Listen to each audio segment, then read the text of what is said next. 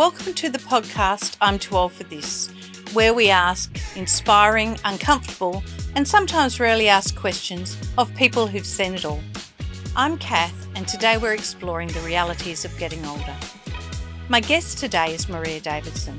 She's the CEO of Melville Cares. So welcome, Maria.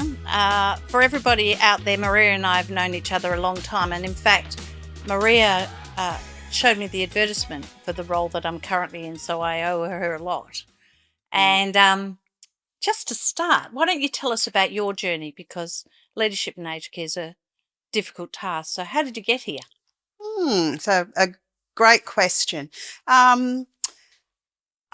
Thinking back, it was when I was studying my psychology degree, and at the time there was a nursing home nearby. Someone had said there's shifts down at the nursing home. So I went to work at the nursing home, and really it was to put myself through uni. Yeah. I had no aspirations in terms, and I probably because I had some friends studying nursing as well. So that was kind of, they often went that way. I had no aspirations in terms of aged care. Particularly after my first shift. I still remember my first shift. I was working with agency nurses. Mum dropped me off. I was working with agency nurses who didn't know anything. So I was serving dinner and went into one gentleman who had passed away. Wow. But I'd never seen anyone who had passed away. That is so common, isn't it? That people, it's the first time they ever see someone. Yeah, exactly. So that probably wasn't the best entry into aged care. Yeah, well, it was one of those things that it was a needs-based thing for me financially. But as I went through, I studied for 6 years, and as I went through, I found that I was writing. You know, if I had to do an assignment, I'd do it on aged care. And at the time, I thought that was because it was just it was at hand and I could get information. And then when I had to specialise, I actually realised, no, I have a real passion here. There was some, it was a really interesting stage. I mean, I was early 20s, so you get exposed to a lot, particularly family dynamics. The idea of someone kind of feeling less than what they were, that really struck me. It's so intimate. Such an intimate thing. And that's where it came to, I actually recognised it was such a privilege. Yeah. I mean, you're seeing, strong families at a really vulnerable time. And it's such a privilege to be a part of that and be exposed to that. You learn a lot about yourself through that. And I think you learn about the realities of what people face. So as a student, that was a really great thing because I felt that I was really, yes, academically, I was, I was really passionate about that path, but being able to blend them both. Yeah. And I remember one of the things, my final thesis, because one of the things that actually really intrigued me, one about leadership and the impact of good leadership. The other, though, I'd see people who were coming into residential aged care or nursing home back in that time. And whilst I didn't have a lot of info about the clinical needs, I'd look at the person, I'd be talking to them and I'd think, it's interesting because you seem like you could live really well. I didn't say this to them, but you seem like you could live really well at home. And then I would also see, neighbours, family members who could easily have gone into residential aged care. They easily would have met the criteria, but they didn't feel any need for it. And so I suppose I had this question of really what is the precursor for people coming in? To get in there, yeah. And so I actually did my thesis on that. And the government stance was always, well, cognitively or physically someone's less able.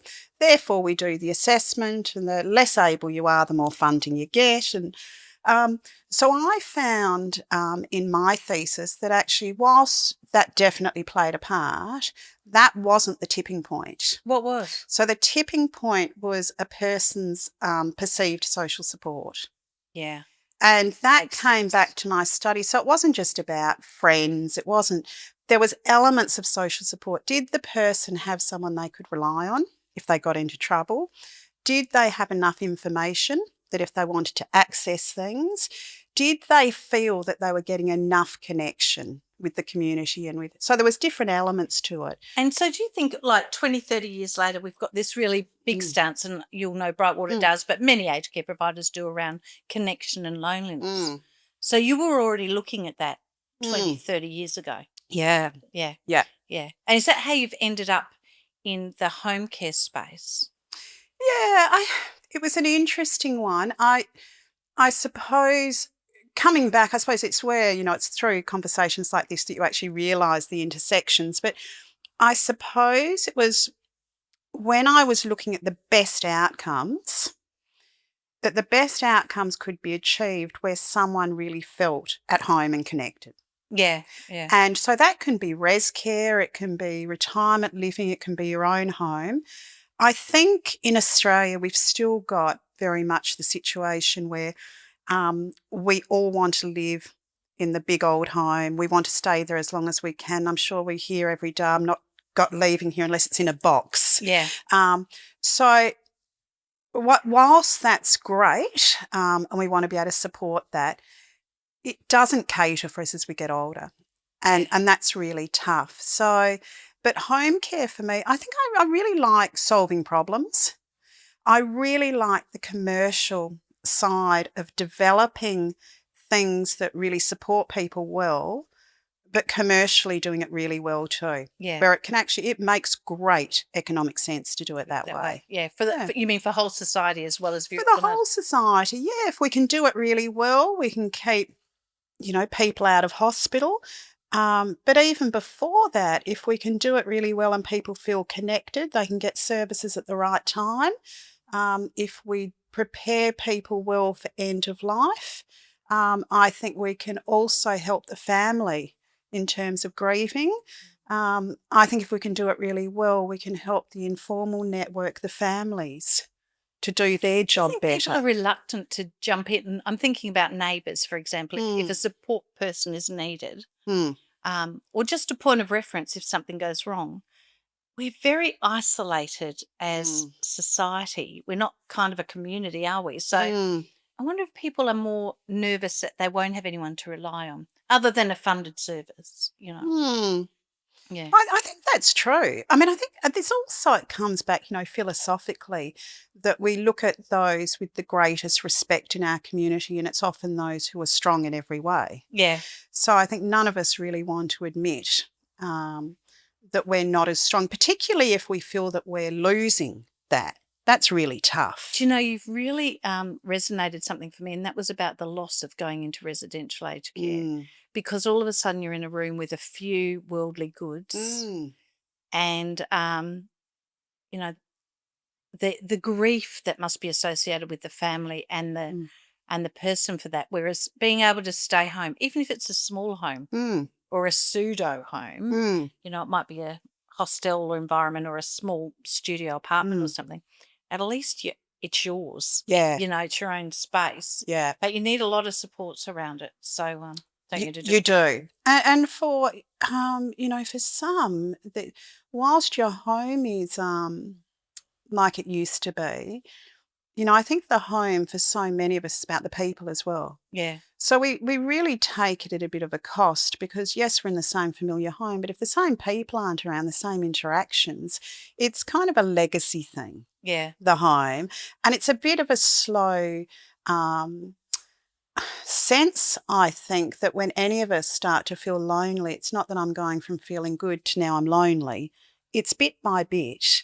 And I think until we get to that point that we start feeling the real negative impacts from it, we kind of just let it slide and that becomes our new normal. Yeah, which is yeah. tough. And before you know it, you're totally isolated. Yeah, exactly. I get a lot of joy and sense of purpose about connecting things. I think so. Connecting, even friends, kids, in terms of new careers, who you network, who you know, and who you can kind of push ahead.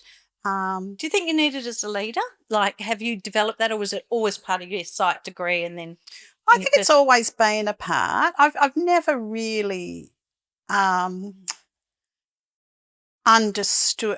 No, I've understood. I've never appreciated any benefit from people being exclusive. Yeah. Yeah. I've always thought you get so much joy and goodness from being inclusive. I think that has come through in terms of diversity of a workforce. Yeah. In terms of diversity of clients. Yeah. You know, you kind of come in sometimes and you have this view of, you know, older people are a certain way. Well, that's nonsense. And I think when you're wanting to be inclusive, it means that you have to listen a good bit to understand. So I think that's been a real positive. Yeah. So tell me a little bit about Melville Cares. We've got to give you the opportunity to talk about it. Yeah. Well, Melville Cares is really a unique organisation. And I suppose and I remember when I worked for some of the bigger organisations, and I remember particularly smaller organisations talking about their unique presence. And I remember at the time I didn't really appreciate that. I think it was a good marketing spiel, I thought. And then I came to Melville Cares, and it was interesting because I'd come from some big organisations that corporately everything was there. In terms of when you were audited, yes, I can bring out a file for this. There's the assessment for this. There's what we did. On paper, everything looked very strong. But the challenge that you had, there was so many steps between yourself and the direct care worker that whilst corporately it could look strong, at the front, you were always having to put things in place to get closer to that. And really I think that's a challenge. It is. And really in doing that, you're doing that to get closer to the client. Yeah. And so what was really interesting when I first came to Melville Cares, and I came after a great CEO, Ian Carter, who had come from Anglicare, and he had come in to put some of the kind of governance stuff in place to make it more robust. I found a bit the opposite. So we had so many staff members and volunteers who had been there for years, really experienced, really good, passionate people, but it wasn't scalable. Right. Yeah. It was doing well because those people did well. As a result of relationships. Yep. Yeah, yeah. But in terms of being able to do it for more people and have a systems approach, and it wasn't there. So the challenge has been, and then I followed just after Brenda, who an exceptional executive manager of corporate services and finance, who really started ground up with the organisation, putting everything in place. And so our challenge was, this is so great at the front line. How do we now put in everything here without messing that up? Yeah. Because we want to give it more stability, but we don't want to suddenly say, well, no, you've got to do it a different way. So it was a really interesting way. And how long have you been there? 4 years? Yes, 4 years, just over 4 years, yeah. And so it's the community side. You know, a lot of people that work for us come from that community.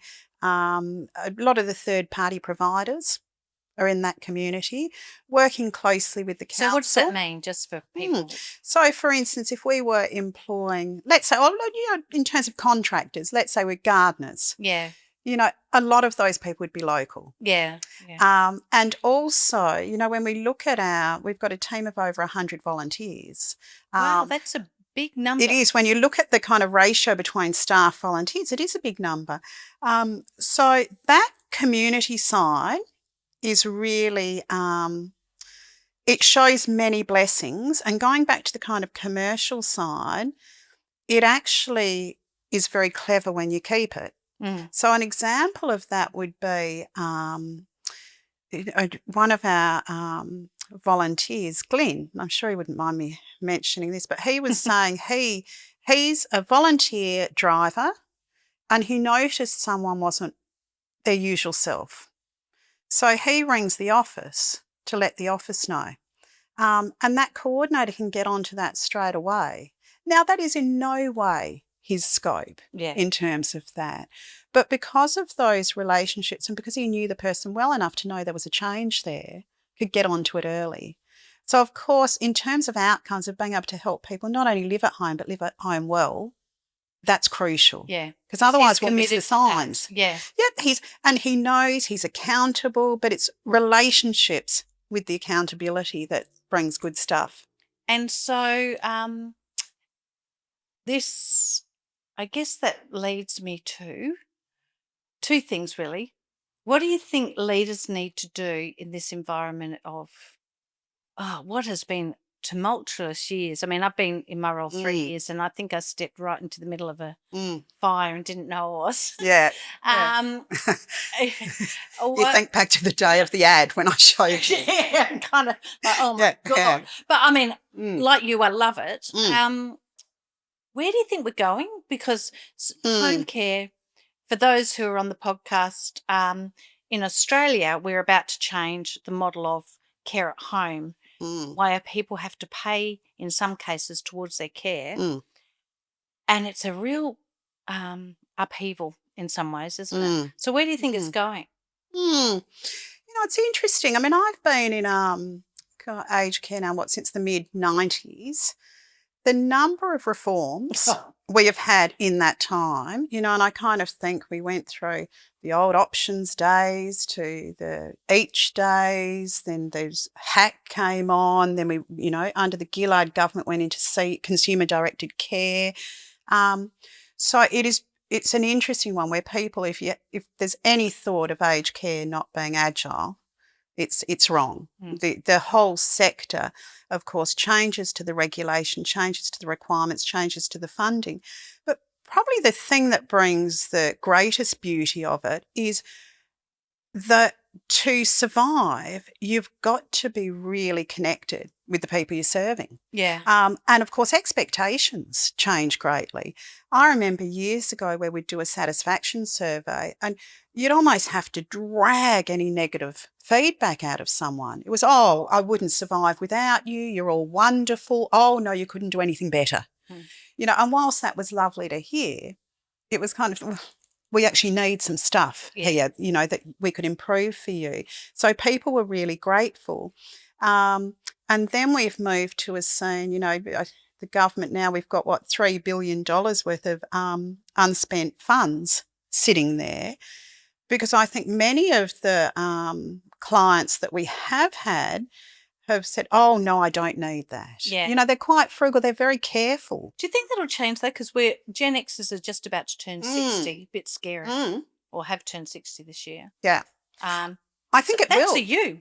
Oh, absolutely. What you're going to want is totally different. And I will and be you're filling out those consumer surveys. Oh yeah, no, I won't bother with a survey. I'll be in the office. No, absolutely. I would not tolerate the government telling me how I'll get the services. You know, I'll be saying this is what I want. Do you think we're ready for it though? I think it's a really, really tough one, because I think we're not ready, because I think while the government is the funder and the regulator, it doesn't take us to the space where we can recreate ourselves. At the moment, our energy is going into staying close to the clients, keeping the clients we have, trying to grow to get scale, which is a sheer response to demand, but also a viability, financial viability. So where we're at the moment is kind of just kicking to get everything in place with these changes. We need the headspace to get out of that and to look as though that's our minimum, our base that we've got to achieve. And then let's look at what does this community need and how do we create it and how do people pay for it? Do you know what worries me is that we there's no kind of margin. It's not financial margin though, or headspace margin for innovation. No. We're doing it quickly and in an agile way. But in terms, if you look at other sectors like health, not only is there investment in this, but really forward thinking about it. I mean, it's a highly reactive space that I I'm interested in how we're going to. We don't learn from each other either. I mean, it's quite a kind industry, and we share loads. But we're not necessarily learning, this is the best way to do this, or you're going to get better outcomes for people because we don't have the headspace or the money to invest in trying new things. So I think that's a real difficulty. I agree. And I think the other thing is, it's the irony is the demand is much greater than any of us can meet. So the idea of us not collaborating is just nonsensical. I think there's plenty of work for all of us. Oh, there is. More, except more than. Yeah, absolutely. And I think so. But it's an interesting one because I think we've come out of a model where we do bits of everything for the person. So we replicate services. So I think there's some... So just give me an example of that. So, for instance, the model of funding home care packages, you want the service utilisation, you want people to use the maximum of that. Now, to do that, particularly as we go forward in the new world, for your viability, you want to provide those services yourself. So I've got to do a bit of gardening, I've got to do a bit of cleaning, I've got to do a bit of transport, I've got to now do a bit of clinical, I've got to do whatever else. So we're all doing that. We're all growing those, capabilities and capacities. And then we're all putting in place the regulatory requirements to keep them safe. And we're all doing that. And you kind of wonder, why aren't we working, for example, with Uber in terms of transport? Why are we all running fleets? Like Uber, they obviously want more customers. The growing population is such that that's a real windfall for them. We even specialise. So somebody's doing all the gardening. I mean, I guess it'd be a pain for the client. It's like now you wouldn't be getting a housekeeping service and all those things. You might be getting a gardener and getting a different cleaner, a different nurse. But the truth is, in terms of quality, you'd probably get better quality. You would. Because you wouldn't be a jack of all trades. You would. And I suppose it's up to us what makes the difference for the client. Because I think while some services can come from the side, the relationship how do you do that? So you've got to, and as we started off with intimate services, we've got to be thinking that we can't just put a roster in that makes it the best in terms of the award provisions.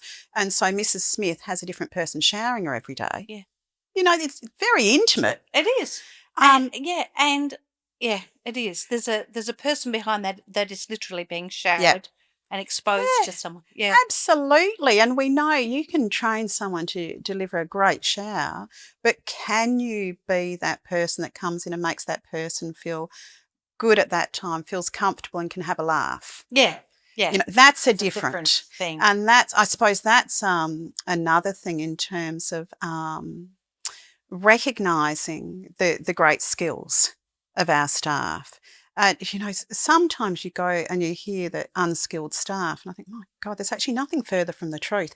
Our staff act as psychologists, nurses, counsellors, bereavement counsellors, pick me up because I'm feeling down. Now is going to do something, for personal care.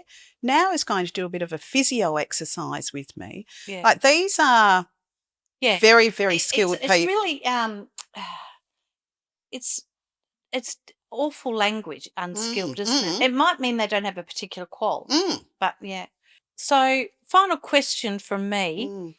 If you could ask yourself as a young and emerging leader, you're still young, thank you. Around what you think you need to be a leader in aged care and what you could have maybe done differently, what would that be? I think it's a natural thing, isn't it? The thing I would have done differently is probably backed myself a bit more. So I think you naturally come in thinking I'm the least skilled person in this room, so you don't share some things. But there's also really looking at leaders these days who are like that. There's a humility in that I actually admire too. So it's balance. Yeah, it is. Naturally I like to connect people. I would say, though, the greatest skills I have learnt have been from watching other people. Yeah. Have you had some mentors that really, in aged care, that really... Formal and informal. Probably the one that, and it's funny, as I get older and I get more experienced, I go back to one many years ago when I was working in the nursing home, and Bev Ward, she was a registered nurse. I think I know her. Do you? Yeah. Ah. I have a feeling our children went to school together. Oh, there you go. Yes. Yeah. She actually, yes. That could be the case. Yeah. Yeah. So, funny, isn't it? Isn't it? So, Bev, I would have been early 20s and working in a nursing home. And so there was nursing assistants, a group of nursing assistants. I think we each had 6 residents. And then there was a registered nurse who was in charge of the ward. And so some registered nurses you'd see rarely. They'd be behind the glass writing their notes. Now, at that time, so that was the early 90s, there was a lot of talk about we have to save money. So that's never changed. Why are people using continence pads? We're using too many. It's, we've got agency staff. It's costing us too much. Nothing changes. There was no, absolutely. Now, but the interesting thing is, that's where I think it dawned upon me the relationship between great care and good business. Yeah. So Bev would come on. She would always be in a bright, breezy mood. We would start with a really good handover and then she would be saying, so when you walk into anyone's room, remember this is their room, you knock on the door. And when you walk in, you ask them what time they would like breakfast and their shower, or would they like a shower. Quite different to everyone else, because otherwise we had 6 people. It was between 7 and 15 and 8:30. We had to have everyone up. And even in the middle of winter when you just sit there in the dark anyway. But and then the other thing that would happen, we'd put the radio on, but it would always be music that you wouldn't mind waking up to. It would be quiet because this was someone's home. We were walking around, so you'd be quiet. And then I remember being in, you'd be showering in the bathroom with a resident and you'd hear Bev would knock and Mrs. Smith, may I come in? Maria, are you okay if I come in? Yes, please come in. Bev would then be talking to Mrs. Smith and saying, well, maybe there's a bruise on your leg, Mrs. Smith, and how's this going? And how's your daughter? And how at the same time. So it would be training me at the same time as what to look for. The residents seemed different. They seemed happier. We didn't have agency staff because everyone liked working with Bev. So that was in terms of quality of care and the financial, good business. Our training, our skills would go up with Bev. When families came in, Bev knew them all. She would remember it was someone's wedding. How's that going? So it felt connected again. And so we'd all be a part of something that was a bit bigger than what it was. And so for me, that was probably the time that I actually decided aged care. So I then specialised in gerontology and organisational psych. Ah, right. And I think it was very much from those learnings from Bev that these are not mutually exclusive. Yeah. Great care is great business. It is. Yeah. And there's lots of research that shows it. Absolutely. Too. Yeah. So I don't know if I've answered your question. Yeah, you have, I think. On that note, I think we might say thanks to Maria. Really appreciate your time. Thank you. I'm sure we'll catch up over a wine. Oh, sure. And I hope this has been of value to our audience, in particular those people who are trying to access aged care at home, and also to some of our providers and to people more broadly about what's happening in ageing in Australia. Thank you. We'll see you next time on I'm Too Old for This. I'm Too Old for This is brought to you by Brightwater. Brightwater creates communities where people thrive, connect and belong.